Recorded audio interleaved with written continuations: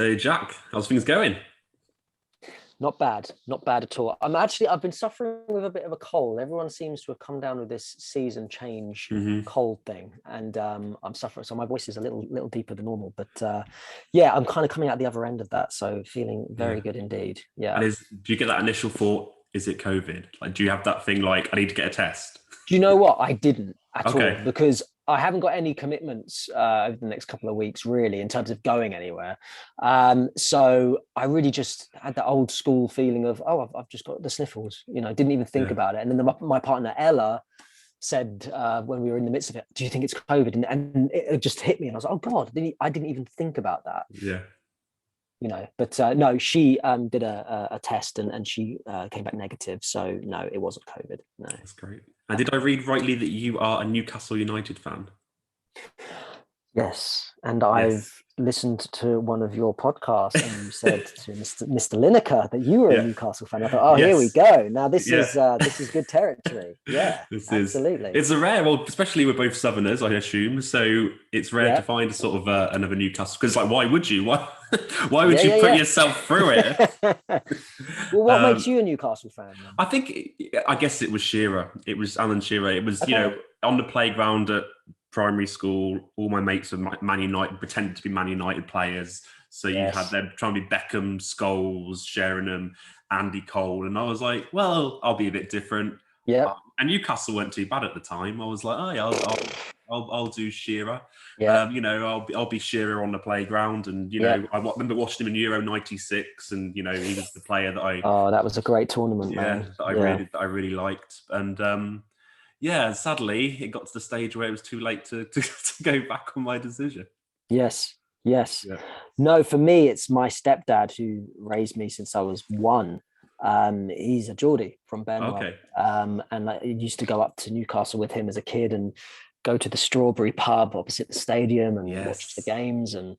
And I always felt very fortunate now to have been a Newcastle fan during my teens when, those Keegan years Hmm. and with, Ginola and Asprilla and Yeah. Shearer and Ferdinand. And I'll tell you, one of the things that's got me through COVID the last couple of years is just flicking onto YouTube and watching the 5-0 against Man U, Of just watching course. those highlights every so Yeah. often and just being like, oh, it's just Yeah. bliss. I just remember that night so clearly watching that game. And I really, still now believe that Newcastle were one of the most entertaining teams, at that time. Like those few years, they were phenomenally entertaining football club. And Yeah.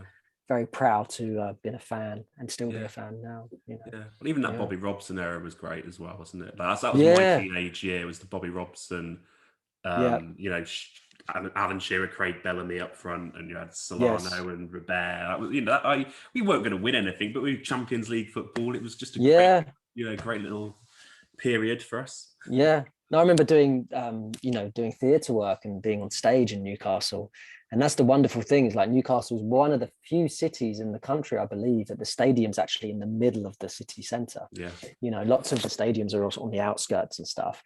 So I'd be on stage and there'd be these moments where you could just hear this faint sort of cheering, and I'd be in the middle of a scene on stage thinking, yes, we've obviously scored a goal, but what a fantastic atmosphere up there. Absolutely Oh yeah. wonderful. Well, it's like a religion up there, isn't it? The football. It's Yeah. just like it's like Well, it's their theatre. yeah. It's their theatre show, And yeah, I mean, in truth, I don't really follow football so much now. My brother still does.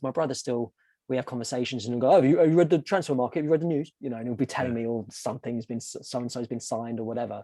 But I don't really follow football so much. But no, how are Newcastle doing? Are they just sort of, run of the mill, sort of bottom of the league? Yeah, they're kind of in their relegation places, but there's a lot of noise on Twitter today that there's been a breakthrough with the takeover, because it's obviously of course. Yeah, there's a lot of noise on Twitter today about some kind of agreement being made. So obviously lots of Newcastle fans will be happy because that means the end of Mike Ashley, which has just not worked for anyone.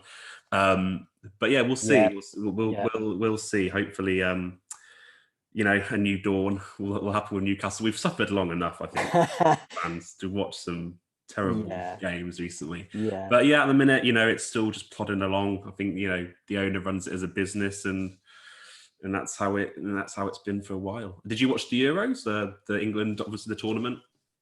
Yeah, I did. I Yeah. watched the England games. I didn't get Mm, into a lot of the other games, but I watched the England games certainly, mm, and that was, again, that took me back. You know, like you mm, mentioned Euro '96, it mm. kind of had that real feel Yeah. about it again, because there's been tournaments before that over recent years with that whole sort of it's coming home, and I've always gone, no, it's not coming home. What are you talking about? Yeah. And this time there was just a different. I think obviously COVID is responsible for a lot of that, but there was a different feel in the air with this one, and I Yeah. think for me as well, there was something about there not being any superstars in the team, in the sense of, you know, the Rooneys and the Beckhams and Mm, all that. There was actually, that felt like there was a grounded nature to this young bunch who were just grafting. And yeah. I think that kind of humbleness, kind of, I don't know, and Southgate's approach, obviously, something about that energy was pushed us through in a really powerful way, I think. And I was so proud of those guys. You know, even Yeah. after the penalty shootout with Italy, I was, even before the penalties began, I was like, win or lose, man. I was like, I'm so proud of this lot. What a team, Yeah. and what a celebration. You know. Yeah. It was just a shame there was a bit of negativity after with the racism, wasn't there? Like that was the first time that I had the realization after that game, just because I'd heard people that I never would have thought would say stuff like they have. Um, that was the first time I was like, wow, like this country really has got this kind of Yeah. racism thing. And it's just like, well, it's in football. It's like, it's not racism because it's kind of in just the football atmosphere, but it's like, no, it's like, it's not okay just in any kind of situation to A say these huge things. light, and the light has been shone on it in a big way, and is Yeah. being shone on a lot of situations now with things. And I think it's actually absolutely brilliant that that's the case. But no, it absolutely inexcusable and awful that kind of was the aftermath of all that. But I think, you know, a lot of people got behind that, and a lot of people really rallied together and sent lots of really positive messages. I mean, all the messages I saw on my, you know, social media and stuff was, you know, supporting, you know, these lads who'd stepped up to the plate at such a young age, and, you know, the courage to do something like that and take the flak. And, you know, and so I think a lot of positives came through that as well.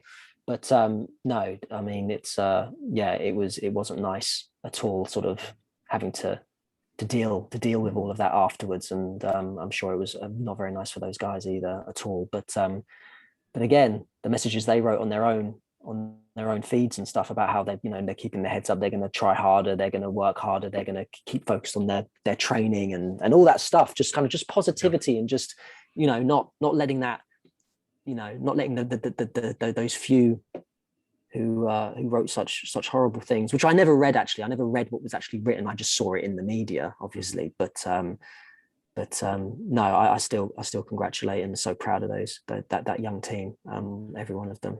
Yeah. Fantastic job. Absolutely. I mean, how have you been doing over the last 18 months, I guess? Have you been able to keep that kind of positivity up, or has it been a bit of a roller coaster for you because of, you know, just the whole uncertainty, theatres being closed, stuff like that, you know, Yeah, COVID in general? yeah, it's been a roller coaster, as you say. I don't see how it can't not be that. You know, we've also had a baby as well. We've got a 1-year-old now, so, you know, that in itself, you know, is kind of, you know, really swept us off our feet. And but also on the other side of it is given us a real focus. You know, so a lot of the world's been going on, and the pandemic and all this, and we've had our eyes set on this beautiful little girl and making sure she doesn't bump her head, or, you know, and Yeah. so that's been a lovely focus for us during this time. But yeah, it's swung some roundabouts. It's been a crazy time for so many of us. And yeah, with the work side and theatre and stuff, that's been very tricky and very tough, and has changed a lot. um but yeah, we're just like everyone else, you know, you just got to push through and take each day as it comes. And it seems like we're coming through something now. It feels like I wouldn't say coming out the other end, because I think that, you know, COVID will always kind of remain in some form. There'll always be Mhm. something, even in years to come, a mask or some kind of plate of, you know, perspex in front of you ordering something, or, and it will all stem from that. I think that will always sort of be, in a weird way. But no, there's been a lot of reflection and a lot of time to kind of, you know, focus on family and focus on my writing and stuff, and that's been very positive. So I've taken a lot of good things from it, but it hasn't been easy. No, not at all. Not at all. Did you worry for theatres, I suppose, when there was that, close and then no sign at some stage when they'd reopen again? I guess especially for the smaller regional theatres, there was that worry how they were going to cope. Well, there was worry before COVID. Do you know what I mean? Yeah. How these places can survive, and a lot of them rely on their pantomimes each year and stuff like that, just to kind of pay the bills. And it's I mean, God knows, I mean, I know a few theatre owners, and we've been loosely in touch, but I think a lot of people sort of melted away into the shadows slightly, and I don't know how a lot of these places have survived, but there's a wonderful spirit in the community of the theatre world. There's a wonderful spirit with amongst the actors, amongst the students, the graduates coming through and wanting to keep the business alive, and it was only going to be a matter of time before it came back, because there's an audience for it. There just is, and people want theatre. People want to be back in the cinemas. People want to be back at gigs. People want to feel that again, So it will come slowly, but I can't imagine, theatre owners, producers, and people in my field of directing and acting. It's been incredibly difficult for many people, but I think that I hope that it just keeps growing now, and we kind of can get back to some kind of sense that larger audiences and people trusting the process again of going to see these things and being around people and stuff like that. I hope. Yeah. Have you been able to go see anything yet, or back in a rehearsal room, or any shows? No, not yet myself. No, I mean, me and Ella were talking the other day about maybe going to see the Bond movie and stuff. Like, that's the first time we've talked about going to the cinema in years. These is two people who we used to go to the cinema a lot. We used to go once a week and see whatever was on, sort of vibe. And that stopped for a long time, and obviously having a baby stops a lot of that as well. So it's like, COVID, is it baby, all that stuff. But we're I think we'll venture into that again very soon now, and I think again it's about confidence, and I think people are growing with that now a bit more. And so we'll see what happens. And I'm hoping in the coming months that there might be something involved with the theatre world that I can get my teeth into, whether that be directing or acting, and kind of get back out there again. It'd be lovely. Yeah, like I saw the Bond film last week, and it was a bit surreal, and a bit nervous, because it was just kind of, it was the opening day. I went to go see it with my mate, but it was obviously the opening day. There was a lot of people there, and it is kind of that. Oh, I don't know. It's been a while, jumping in the deep end. But once you kind of had that kind of a normality of going sitting in your seat, and the familiar trailers and adverts come on and stuff, you're like, actually, I'm okay. I was going to say, like, was there a point in the film, or even beginning, before the film started, where you kind of just didn't think about it? You just kind of felt like, oh God, you had to remind yourself. It was a bit like that. It was, especially when the concessions, people line up for popcorn and drinks, and there's all the, you get loads of different counters, and going into the toilet, it's all a bit of a rush. Everyone's going in the toilet at the same time. And it was just a bit like, oh, I don't know if I like this. But once I sat down, the film started, I was fine, just kind of switched off. But it was just, and I presume everyone's wearing masks and stuff as well in there? Not really, no. Not really? No, okay. Not really. Like, it was, some people were, but it's one of these things where, like, there's signs that masks are encouraged.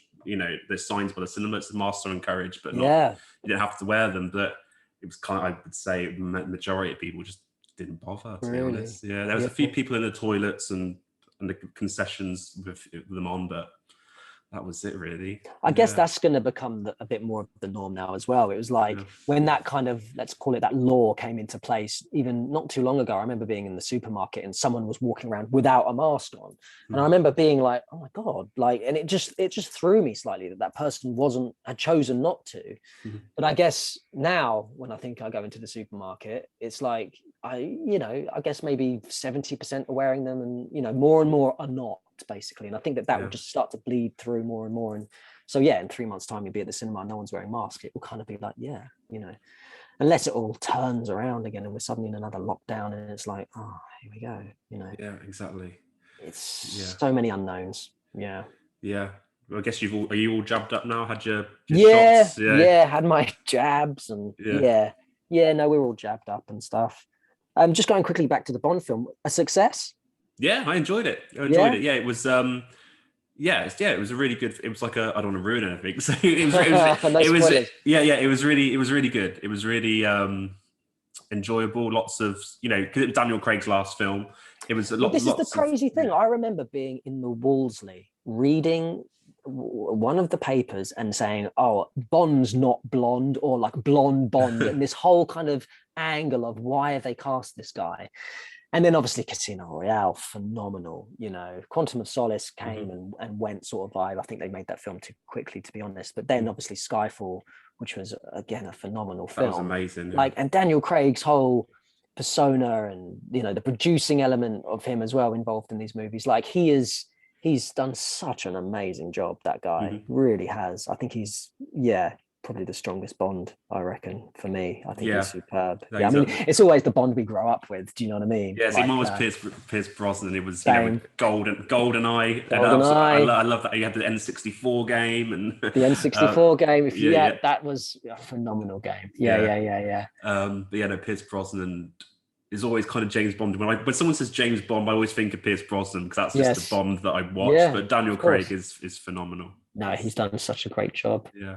And it'd be really interesting to see who becomes the next one as well. Yeah, cast. Yeah, because you get like sort of familiar names as like the bookies' favourites and stuff, but then it can just kind of Daniel Craig just kind of who's Daniel Craig? So it might just be someone completely, relatively unknown again. Yeah, it depends how they want to go with it, I guess. Yeah, but it's also that thing of thinking in that longevity sense, which I forgot about. Is like, when you're talking about your Idris Elbas and your Tom Hardys and stuff, like, I guess they're thinking of this in the sense of this guy is going to be playing Bond in 10, 12 years time, so it'd be interesting to see. I would love an unknown, to be honest. Not an unknown, probably not to me, but certainly to the sort of majority or the general public, someone who people don't know too much about, so it can kind of be reinvented in a sense. That would be really exciting. Yeah. I mean, it'd be interesting to see what Daniel Craig does post Bond as well. Like, is there that kind of label that you're always going to be seen as James Bond? Going forward. I mean, saying that, like Knives Out and Dragon Tattoo, and like he's on his own 2 feet. Like without the Bond label, he's done some really great parts. And even before Bond, he was doing some really good work. So I think he'll stand the test of time, definitely with new roles and stuff. Yeah. He's very well respected, and he's good at what he does, 100%. Yeah. Yeah.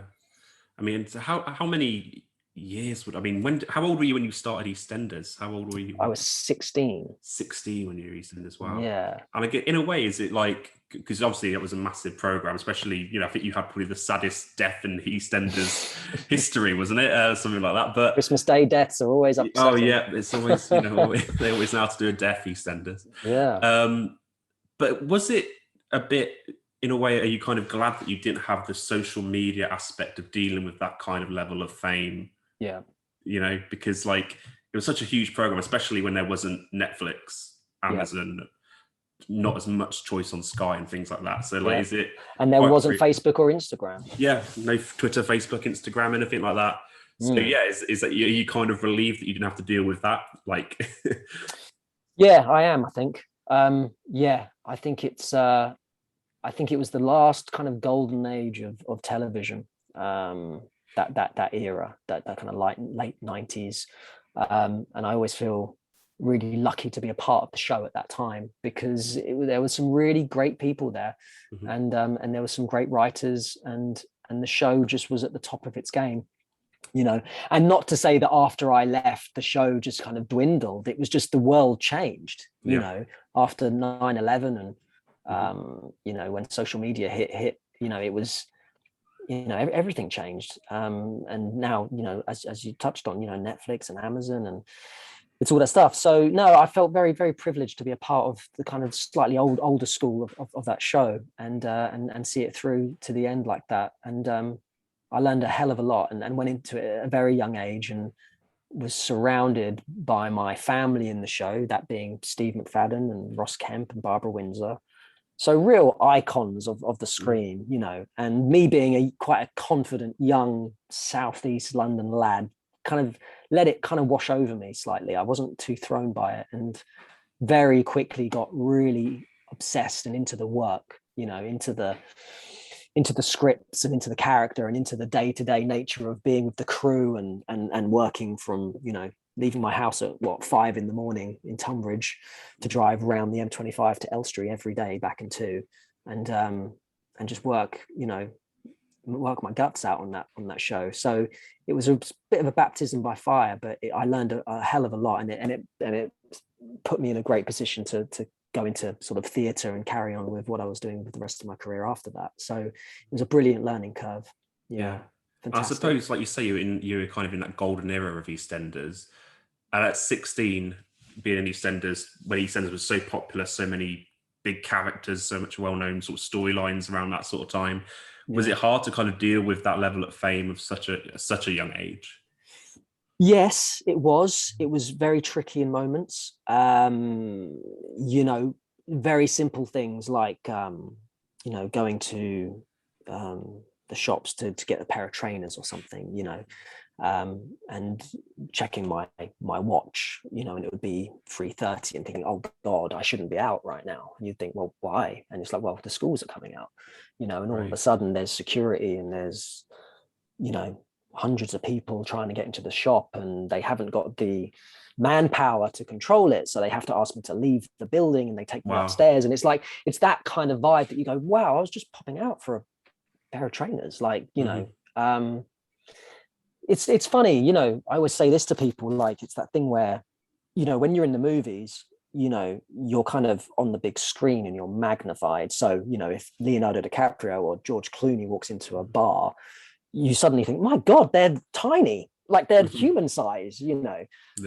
And when it comes to soaps, particularly at that time, you're in people's living rooms every sort of night, sort of vibe. So all through their children's upbringing, and, you know, when their daughter comes in and she's broken up with a boyfriend in tears, you're there in the room, you're in the corner again, you know, and the Christmas Day, you're in the room. So there's this weird thing that people think they know you. People think you're part of the family. I remember this guy coming up to me in London and saying, oh my God, and stopping me and sort of being like, I know you. And he was like, I know you. And he's like, you went out with my sister, or he's like, you went to my school. He was like, I know you from somewhere. And he was really animated and genuine. And I was just sort of stood there quite calmly, and I waited for the penny to drop, and it did. And he was mortified and was really apologetic. And I said, look, don't worry, it happens all the time. But he really believed that I was a part of his life, that I was a mate across the street or something. And then he felt, you know, horrible for stopping me, and suddenly realized. But it is that strange thing. So people, for me, when it came to the fame thing with EastEnders, was people were very in your face. You know, people felt that they could grab you. People felt that they could whip your baseball cap off and point at you and say things. And so it was quite intrusive in that sense. But I had a great group of people around me. I had good mates. I had a good family. And I was at work all the time. I mean, you know, pretty much 6 days a week I was in that studio. So it was very rare that I was kind of, you know, in those situations, really, because I was always behind the gates of Elstree most of the time. But it was difficult. It was difficult. And I think if my daughter, you know, in 16 years' time was to go into a, you know, TV thing, or, you know, kind of some kind of level of fame, you know, I guess my nervousness would kick in the sense of the experience I had of this, how sort of close it can get, how serious it can get in moments, you know.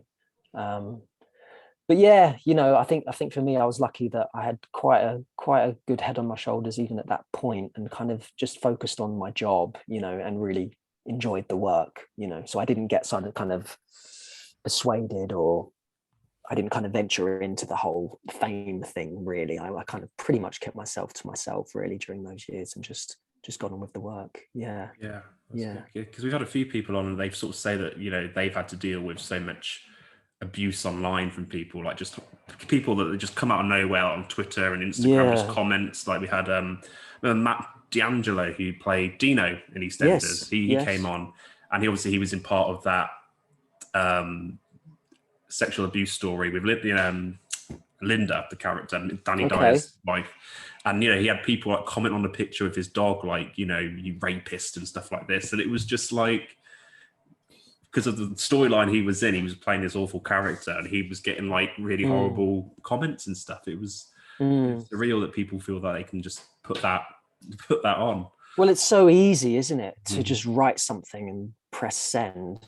It's a very different thing to approach someone face to face and do something like that. So I think people are protected in an odd way, and I'm sure that there's organizations and people that are doing something about that. At least I hope there are.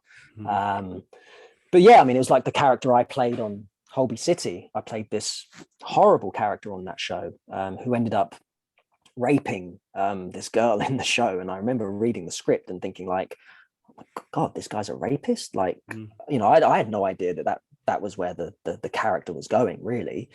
And I remember walking down the street on a number of occasions and being so used to sort of girls running across the street to hug me or get an autograph or something. Suddenly there were women crossing the street to get to the other side, really saw me and were thinking, I don't want to be near this guy. And it's a weird one, because one side of you thinks, oh man, like, I'm not like that. Like, I'm just doing my job. But then another side of me is like, well, I must be doing my job right if they don't want to be near me at all. So yeah, it's a weird one. But no, I'm sorry to hear that guy went through that. It's terrible, but it's always kind of going to happen. It's like, it's because it's just so accessible. If you're in the media or on television and you've got an open account, and it's going to happen. I guess it's just how much you allow yourself to kind of invest in that, on some level. But there's no sort of getting around it, I guess, until there's laws for it, or these people get, like we touched on, the racism after the Euros. I mean, I did read that these people were found and have to stand up for their actions, and that's absolutely right. But yeah, it's a crazy world now, man. Like with social media and all that stuff, and I very rarely sort of go on it. I've got a couple of, I've got my Facebook and my Instagram, but I don't spend a lot of time on them, to be honest. It's a bit of a crazy one for me. Yeah. It does worry me, the just some of the younger people that think it's so important to, like Instagram in particular, for sort of young teens and young women, and I guess young guys as well, but feel like it's really important to build likes and a following on there. It's really important for them. Like if I said to I feel like if I said to someone that was like, I don't know, 17 years old now, I give you two options. You can wake up one morning, you can be the most talented piano player in the world, and you could be the best piano player ever, or you can wake up and just have, for no particular reason, 1 million followers on Instagram. They would all go, I'll have the 1 million followers on Instagram for no reason. It's like, it's that fame over. It's that kind of X Factor thing, isn't it? That X Factor generation where you can kind of queue up and sing a song, and your life can change. It can change overnight. And yeah, a lot of people would choose that over, the graft and the kind of study and the close work and all that, But here you are talking to someone, in that sense, that happened to me at 16. I went to a workshop. The producer said, come to an audition. Like literally within a month, my world had changed. It changed overnight. It was that kind of vibe. But yeah, I get that. And I'm sure there's, I mean, I don't know what to say. It's just one of those things. I think there's things now, people can buy followers and stuff. I've heard about this. I bought, you can invest in this thing and you can get 5,000, and it's like, I mean, I'm quite glad that I kind of missed that train slightly. That I'm kind of I did grow up without a mobile phone, and I did grow up falling out of trees and playing football up the park all day, and kind of jumpers for jumpers for goalposts, jumpers for posts. Absolutely right. And it's funny you say that, actually, because still to this day, if I walk past a well-cut sort of lawn or a field with a goal and a real white net, I look at it and it feels like Christmas. Like it's like the one thing that I wanted growing up was a goal up at the park where I used to play. It's like, if I could have that, like that would just be it for me, because we did just have, a brick or a jumper as a post, and the idea of having a real goal was like, you know, growing up in Southeast London, but, you know, you could never put one up there because it wouldn't be there the next day. Do you know what I mean? Yeah, I remember that. I remember that very well. Yeah.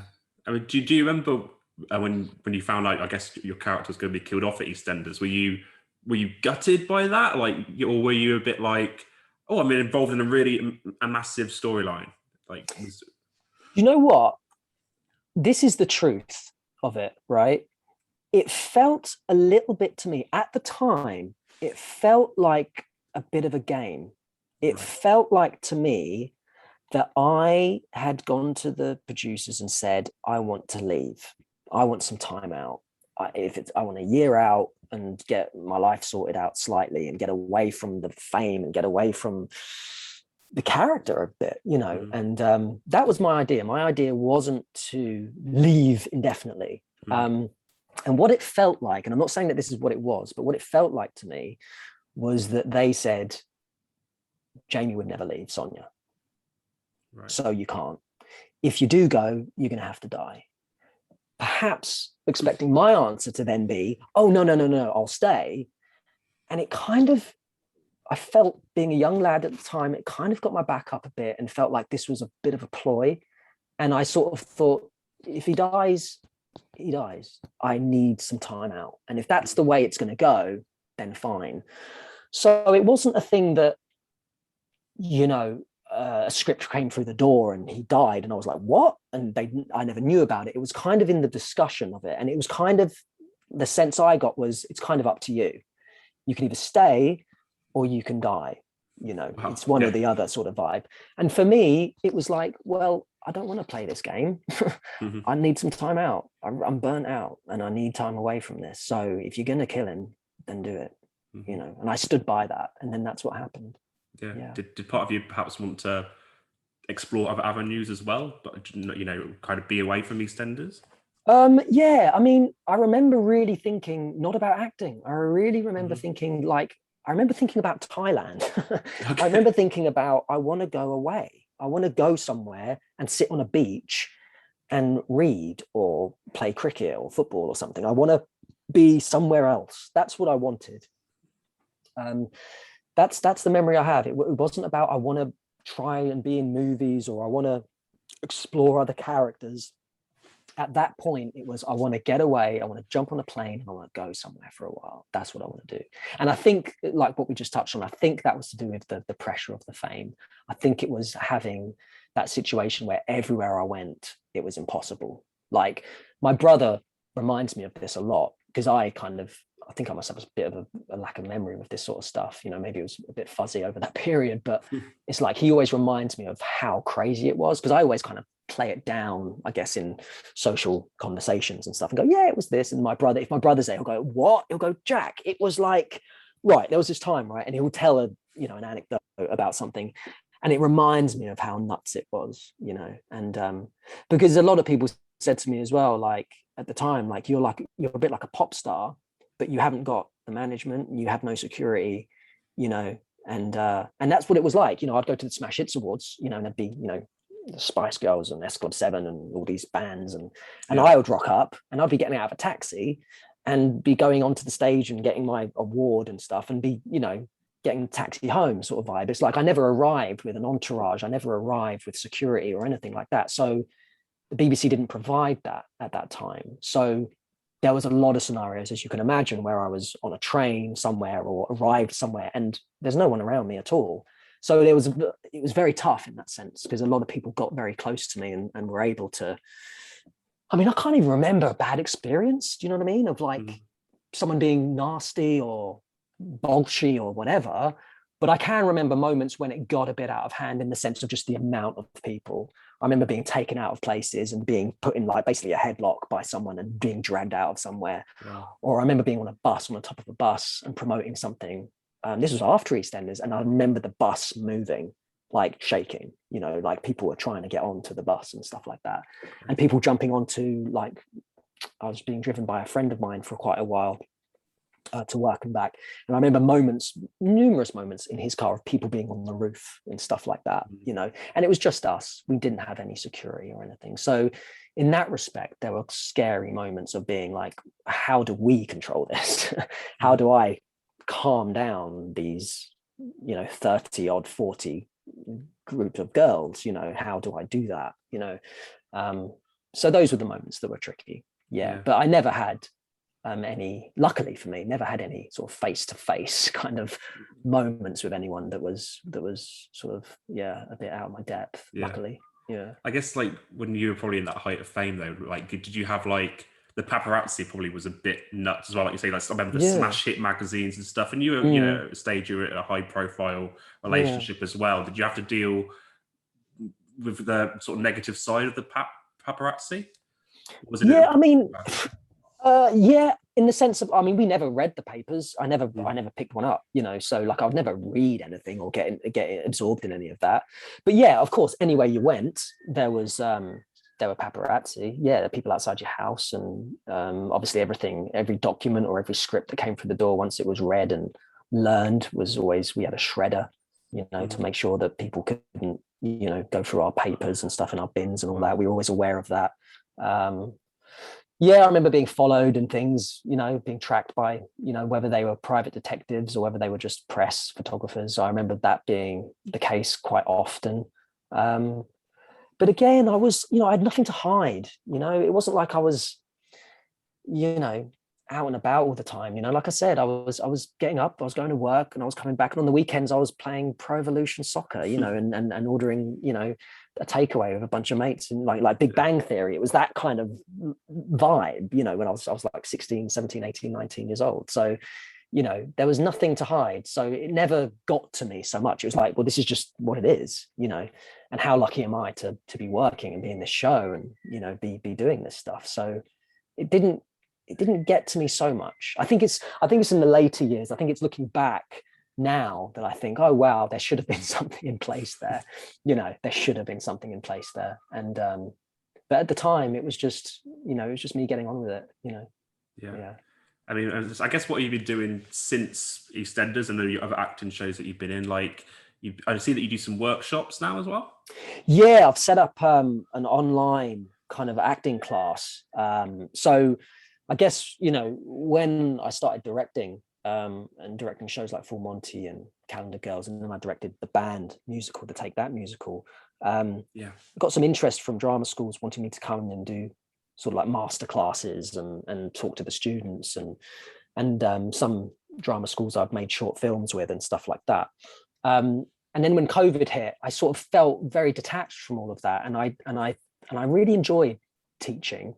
Really enjoyed working with students, really enjoyed working with the actors that I directed in the shows, even actors who had been in the business for years, actors that I grew up watching on television, I would go to with a certain tip or a certain note about something, and they would really take it on board, and it would enhance the performance, on stage for them.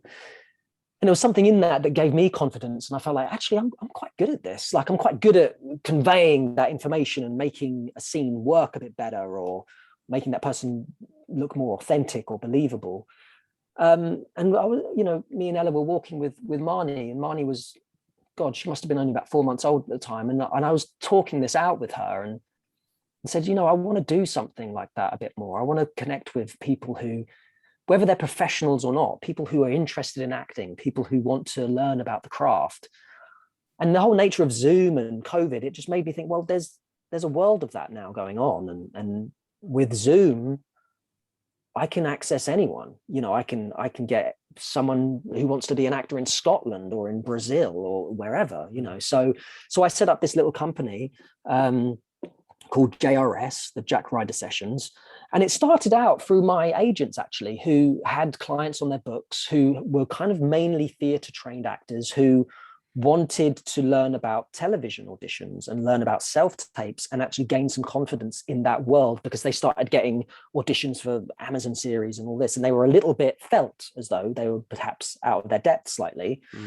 So some actors got sent my way, and I worked with them, and we talked through some stuff, and we worked on self-tapes, and we did scene work, and it just kind of evolved from there, really. And then I started getting applications from people who had never acted before, people who had wanted to and had other careers for years and wanted to go back to something that they really felt passionate about.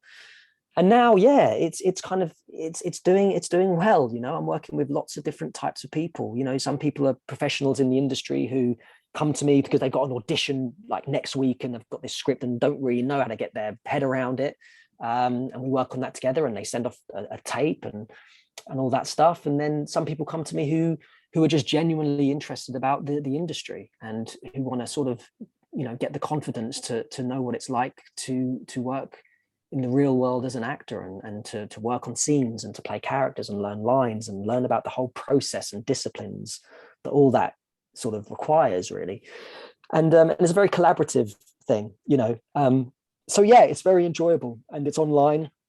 And yeah, it's called the Jack Ryder Sessions, and it's doing okay. I get a lot from it. It's very fulfilling working with actors and working with people who want to be actors, you know, and who are kind of striving to make something of themselves and kind of do something that they're passionate about, you know, which not a lot of us get to do in this world. We all have our jobs, and a lot of the people I work with have their jobs and their lives, but they also, there's this thing whispering in their ear, and they want to work at that, and that's when they come to me. And yeah, it's very enjoyable, very fulfilling. Yeah. And you've delved into the world of children's books as well. I mean, was that something that you always wanted to do? Or was that just, I mean, did it just happen? Or, I mean, how did that come about? That's the thing I always say when I watched Steven Spielberg do an interview. Not an interview, he was doing a talk to a load of graduates. Right. And he told this group of students to always listen to the whispers. Listen to that whisper in your ear. And for years, I believe that was the whisper in my ear was children's literature and children's books. Right. I don't know why, but how it started for me was when I was directing theatre. I took the plunge and read a story on a plane on my way back from the States, short story called Act of Memory. And it was a story about a girl at Christmas whose father had died. And she basically goes out in the middle of the night on Christmas Eve and drags this Christmas tree home and puts it up in her house. And I read this story and I thought, this is a short film. This is beautiful. And I'd love to set this in England because it was set in New York at the time. And I thought this could be, you know, post World War II, you know, Southwark, cobbled streets, London. I can see it. This is a film. So I rang the publishers. I got in touch with the writer, Mary Grace Denbeck, who at the time was something like 83 years old or something. And I just spoke to her on the phone and said, I love your story. I want to take you for a cup of tea, you know. And I said, I'll meet you under the clock at Grand Central Station on this date. And I want to take you for tea. And she sounded very pleased and said, yeah, I'd love to meet you. So I flew over to New York. I met Mary under the clock at the time, I said, took her for a cup of tea, told her my idea, and she gave me the rights to her story. And then I flew back to London and I wrote the script and made this short film that ended up going to Cannes and was bought by Sky Arts. And for a short film, it actually did very well, you know. But for me, it was a calling card to say, this is what I can do. This is me as a director. This is me as a writer. This is me as conceiving an idea and building it into something and making it into this thing. And from that, I sort of got this confidence. And I was working with Tim Firth on Calendar Girls. I was working with Simon Beaufoy on Full Monty, these really prolific writers. And I attempted to write a screenplay. And I got 20 pages into that screenplay. And I sat back from it and thought, this isn't a film. This is a children's book. And that's when, for the next, I think it was maybe 18 months, I spent, I think, every evening for 2 hours or even 3 hours every night writing. Just made that decision, just said every night I'm going to write. Even if I don't write anything on the page, I'm going to sit there at that desk and I'm going to write. And I did that for 18 months and came up with this very fat manuscript, which was Jack's Secret Summer and Jack's Secret World in one. Presented to Hachette. Hachette fell in love with it. And then I worked with Anne McNeil at Hachette, who's responsible for How to Train Your Dragon. She's the editor of Cresta Cal. So yeah, amazing woman who believed in my work. And yeah, we split the book into two parts and they came out. One came out last year and the other one, Jack's Secret World, came out a couple of months back. So yeah, and I'm writing a new series with Hachette now. So yeah, the writing thing is very new. But it's something, again, during COVID has been an absolute blessing, you know, to be able to sit here in my little room and you know, it all, for me, you know, people ask me, you know, why children's books? What, you know, why do you do that? And it's the thing I'm passionate about. It's the thing where we're talking about Newcastle at the beginning, you know, like our childhood and growing up watching those players and feeling that energy of that team at the time, and Shearer and, you know, all that stuff. And for me, the seed of all of it, and even now to this day, is that kind of the 1980s, you know, that Brat Pack thing of, you know, Spielberg, George Lucas, Richard Donner, you know, you're talking The Goonies, E.T., you know, Ghostbusters, Back to the Future, you know, those movies when I was a kid growing up, making the hairs stand up on the back of my arms, you know, that feeling is at my sort of core of my sort of creativity, as it were. And that is where I live in story writing. That is where it's all at for me. So when I'm writing a book or coming up with a concept or an idea and characters for a children's book, a children's story, I'm in that world again when I was 8, 9, 10 years old. So there's no clocks. You know, I can sit here at 9 a.m. until 4, and it literally, and I'm not kidding you, it feels like I've been up here for 45 minutes. It's so fast because I'm just immersed in it. And I have a huge amount out of it. And it's tough. It's a grind, you know, especially when now I'm doing it sort of properly. I've got deadlines and stuff. It's like, yeah, I can get this by, you know, in 2 months' time. You know, it's like, what? Especially having a 1-year-old. But no, I get a huge amount of enjoyment out of it, and it's a lot of fun. And but yeah, it's a lot of hard work as well. Yeah. Were you a reader as a kid? Like, were you like Roald Dahl or no? Not really. Again, Roald Dahl, I picked up one of his books, and yeah, I agree that Roald Dahl's Matilda, that was the first book that I read that I connected with on a real level. You know, I tried C.S. Lewis, and I tried a number of, you know, I think I read The Hobbit and stuff, and kind of just read them as books and felt, oh, this is all very dull and adult, you know. But when I read Matilda, I was like, oh, this is lovely. It was the first time I felt sort of a warmth reading, you know. But no, I wasn't a big reader. It was all about movies. I had cable TV, so it was all Sky Movies and videos and Blockbuster Video and all that. So I got a hell of a lot from watching films, and I think very visually as well. I'm terrible with names, but when I see a face, it's really weird. Like I can see a face, you know, I can be on the tube and see someone, you know, across from me, and a week later, that same person will walk past me in the street, and I'll say, oh, that person was on the tube. Like I just remember visually very well. So when it comes to writing, I think very visually and filmic. And you know, I listen to lots of scores from those times and stuff. So it's it's a great process. I enjoy it a lot. Yeah. Is there like I don't know, a film or like a book that you've read recently and you'd be like, I'd love to develop this as a if it book to film or film to stage? There's something that you think I'd love to, if the opportunity was there, I'd love to do it. God, I mean, there's a few, you know. There's a couple of films, particularly kind of old films like 50s movies and stuff, that I've seen that you think, oh, this would be wonderful on stage, this would look beautiful, you know. I remember there was a time when I was working in the West End that we were talking about doing The Jungle Book on stage, and that was very exciting.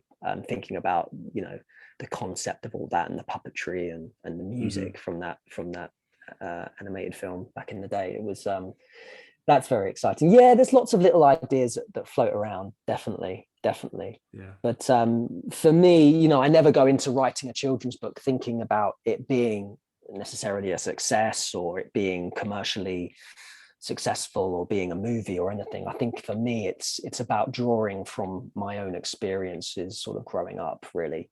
And going back to those days and the characters. I mean, I was very, you know, my parents separated when I was before I was a year old. And my dad was with my stepmom Mel, and my mum met my stepdad Paul very sort of quickly. So I had 2 sets of parents growing up, and then they had their siblings and their families as well. So I had a lot of characters around me growing up as a kid, and two very different families. You know, my dad's was quite a middle class, you know, country house in the middle of nowhere with candles and roast dinners and Beethoven on the radio and a log fire, and all very, you know, affluent and lovely like that. And then my mum's was, you know, in southeast London, and, you know, dinner in the microwave, and, you know, toast for dinner, and, you know, kind of going out with your mates and watching Nickelodeon, and, you know, kind of very different lifestyles. And like I said, my stepdad was a Geordie, and, you know, crazy character he was, you know, so it is. But yeah, so I draw from all of those characters, and yeah, sort of try and draw from my own life experiences that I went through, and that's how I approach the books. Yeah. Okay.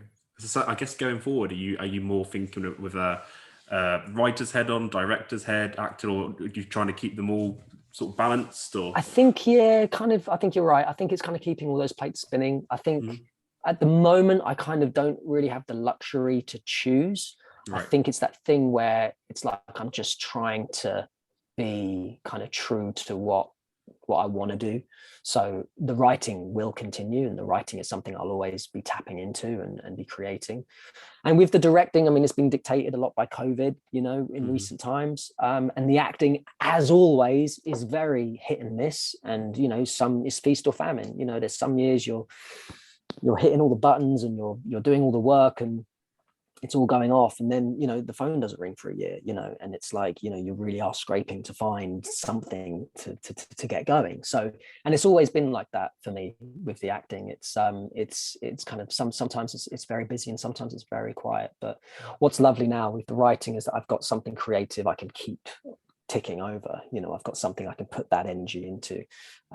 So yeah, it's yeah, doing lots of different things, but and obviously being a dad as well is just taking everything, you know, to the next level. It's which is a huge learning curve, and incredibly fulfilling, and enjoying it very much. So I'm learning something new every day with my little one, and so yeah, it's a busy time, but hugely eventful. Yeah. Yeah, well, it's been awesome talking to you today, Jack. Oh, you too, man. Thank you for having me on. We have the shapes of stories. That's what the podcast is called. Is there a story you feel has really influenced you, whether it be a book, a film, or like maybe an inspiring story of a real person? Is there a story that's really, really important to you? Well, it's hard when you say a question like this, because obviously like 100 things enter my mind at the same time. One story did just flash from my mind.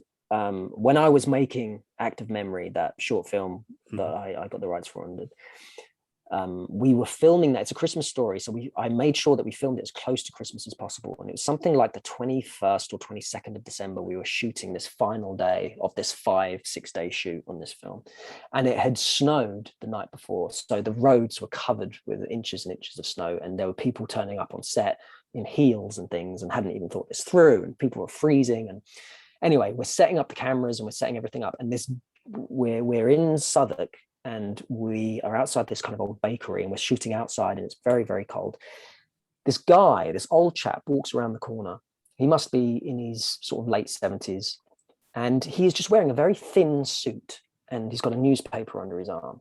And I remember seeing this chap, and he was kind of a bit slippery on the ground, and I remember thinking, this isn't great. Like, who is this guy, and where is he, and who's with him, and he must be freezing, and all this stuff. He slips over in front of me. I picked this guy up with I think a guy working on the sound or something, and we're taking him down to the end of the road, right? And someone says to me, Jack, so-and-so needs so-and-so's number. And I said, yeah, give her my phone. And I hand this guy my phone and keep walking with this old chap down to the end of the street, trying to think, right, I'll get this guy into a cab or something. Get to the end of the street, there's nothing there, there's just an estate. So I look maybe looked like half a mile away to a main road where there's these cars going past. So I walk this guy all the way up to this road and get to a cab, hail this cab down, say, hi, found this guy, can you take it? And he said, oh, you're not leaving him with me, you know. Oh. And I'm like, where do you live, to this old chap? And he mumbles some address. So I go, okay. And I look back at the set, which is like down the end of the road. And I look at this cab and I think, and I've got like two choices. Like, do I go back onto the set, the film I'm directing, or do I get this old guy home? I get in the cab with this guy. So I'm in the cab, we're driving around, this guy's mumbling where he lives. It must be 20 minutes, half an hour later, where we find this area We're asking people out the window, do you know this chap? Do you know where he lives? One guy says, oh, that's Terry. He lives so-and-so. He lives up in whatever road. Cab driver realizes what road it is. We drive up, and this woman comes out the door and starts shouting at this guy and saying, where did you, he's always escaping, and da-da-da-da-da. This is miles away. This is like an hour and a half later. I end up driving back with this cabbie who doesn't charge. I've got no money. And he says, I'm not going to charge you for that. He said, not, you know, he's really a nice, sweet guy. And so I jump out of this cab, I walk back down this long road onto the set, and we were about to start shooting, and no one even knew I was gone. It was the weirdest moment. And it was like, okay, Jack, you ready? And because everyone was so busy, and I was like, okay, let's do it. Okay, and action. And I always maintain the reason that film kind of did what it did in its own little way was because of that story and that decision I made. It was like, no, I got him home, you know. And that's one of many stories, but yeah, that was one that just flashed in my mind, of one of those peculiar moments that comes and you go, wow, that happened. Yeah, I remember that. Wow, the story in itself, story within a story. Yeah, right. There we go. Yeah, well, it's been great talking to you, and next time I speak, hopefully Newcastle will be Premier League champions. Right? We'll see. Oh man, what a wonderful place and what a wonderful team. Yeah. Brilliant. No, thank you so much for having me on. It's been a real pleasure. No, it's been great. Cheers, mate. All right, thank you.